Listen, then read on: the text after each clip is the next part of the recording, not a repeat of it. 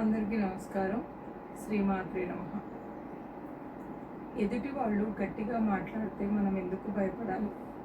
జనరల్గా చాలాసార్లు ఏమవుతుంటుందంటే మనం బయటికి ఎక్కడికైనా వెళ్తాం కదా, అక్కడ మన డాక్యుమెంట్స్ కరెక్ట్ లేకపోవడము, లేదు ఇతర ప్రయాణంలో ఎక్కడన్నా ఏదైనా విషయంకి వచ్చేసి మనం మాట్లాడుతుంటే వాళ్ళు కొంచెం గట్టిగా మాట్లాడతారు అనమాట. గట్టిగా మాట్లాడంగానే పాపం వీళ్ళ దగ్గర అన్నీ ఉన్నా కూడా కొంచెం మోమాటానికి, ఇన్ఫియారిటీకి కొంతమంది వెనకడుగు వేస్తారు. కొన్ని సందర్భాల్లో ఎదుటివాడు చాలా గట్టిగా మాట్లాడుతున్నాడేమో అని వాడికి బలం ఇచ్చినట్టు అనిపిస్తుంది మనకు. కానీ ఏం జరుగుతుంది అనేది మనం భయపడిపోతాం. కానీ నిజంగా ఏమిటంటే చాలాసార్లు గట్టిగా మాట్లాడేవాడు లోపల భయపడుతూనే ఉంటాడు. మనం ఆగిపోతే అతడి బలం పెరుగుతుంది, మన భయం పెరుగుతుంది. అందుకే ఒక విషయం క్లియర్గా తెలుసుకోవాలి. భయాన్ని గెలవాలి అంటే వెంటనే గొడవ పడడం కాదు, మొత్తంగా మౌనంగా కూడా కాదు. సరైన టైంలో సరైన స్పందన. ఎలా అంటే మాట్లాడాల్సినప్పుడు స్పష్టంగా మాట్లాడాలి, అవసరం లేనప్పుడు వదిలేయాలి. భయంతో మౌనం కాదు, అర్థంతో మౌనం కావాలి.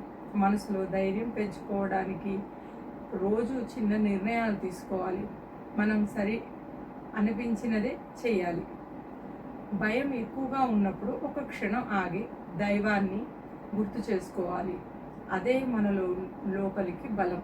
చాలామంది పిల్లలు కూడా అంతే, ఎగ్జామ్స్ టైంలో చాలా భయపడ్డాం. అంటే భయం నానా రకాలు. ఎలా రాస్తామో, టీచర్లు ఏమంటారో. ఫస్ట్ టీచర్లు వాళ్ళ ఇళ్ళలో ఎలా ఉంటారో తెలియదు, పిల్లల్ని మాత్రం ఎట్లా తెలుసులేను, ఇంకా ఎగ్జామ్ రాసింది మాకు తెలుసులేడు అంటే వాడిని ఇంకా బాధ పెట్టాలని చూస్తారు. అలాంటి టైంలో కూడా మనకి ఏమనిపిస్తుంటుంది, ఎలా అని. అప్పుడు వాళ్ళకి చెప్పాలి, అవన్నీ కాదు నువ్వు చేయాల్సిన పని. ఇప్పుడు ఎప్పటే 2 నిమిషాల్లో టీచర్కి రాసి చూపించలేడు కదా, ఆ ఎగ్జామ్ అయిన తర్వాత ఆ టీచర్ కరెక్షన్ చేసేటప్పుడు ఆవిడకి తెలుస్తుంది.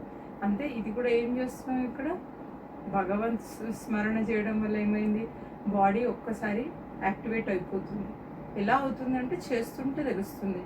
అయినప్పుడు ఏమవుతుంది, కరెక్ట్గా మైండ్ ఒక దగ్గర పెడతాం, పెట్టిన తర్వాత అది రాస్తాం, చేస్తాం. వాళ్ళకి మనం ఎదురు చెప్పని అవసరం లేదు, మనం ఏం చేస్తున్నాం అనేది అక్కడ ముఖ్యంగా తెలిసిపోతుంది. ఇంకో ముఖ్యమైన విషయం, కొంతమంది నిజంగా భయపడలేరు, అసలు భయపడరు.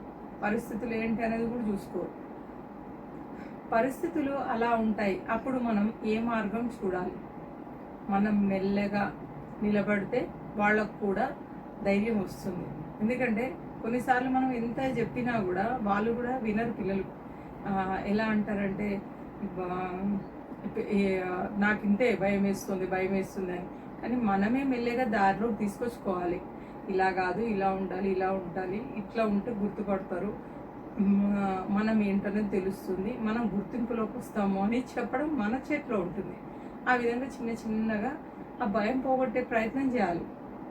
కానీ దాన్ని ఎలా హ్యాండిల్ చేయాలో నేర్చుకుంటే అదే మన బలం అవుతుంది. అంతే.